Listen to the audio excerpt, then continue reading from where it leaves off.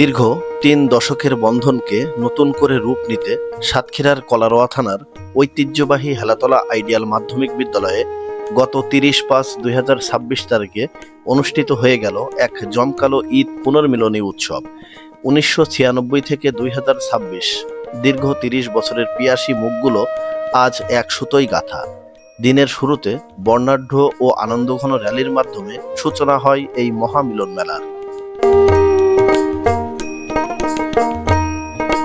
এরপর পবিত্র কুরআন তেলাওয়াত ও গীতা পাঠের মাধ্যমে শুরু হয় মূল অনুষ্ঠান। সম্প্রীতির এই আঙিনায় আপনাদের সাথে দূর থেকে যুক্ত হয়ে পুরো অনুষ্ঠানটি আপনাদের সামনে তুলে ধরছি আমি জয়ন্ত কুমার সরকার।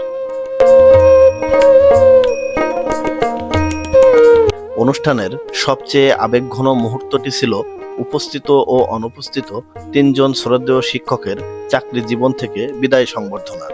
আলোর দিশারি জনাব মোহাম্মদ সিরাজুল ইসলাম স্যার, জনাব মোহাম্মদ আব্দুল মাজেদ স্যার এবং জনাব মোহাম্মদ আজিজুর রহমান স্যারকে জানানো হয় পরম শ্রদ্ধা ও ভালোবাসা। জীবনের দীর্ঘ সময় আলো ছড়িয়ে আজ তারা স্কুল থেকে আনুষ্ঠানিকভাবে বিদায় নিচ্ছেন।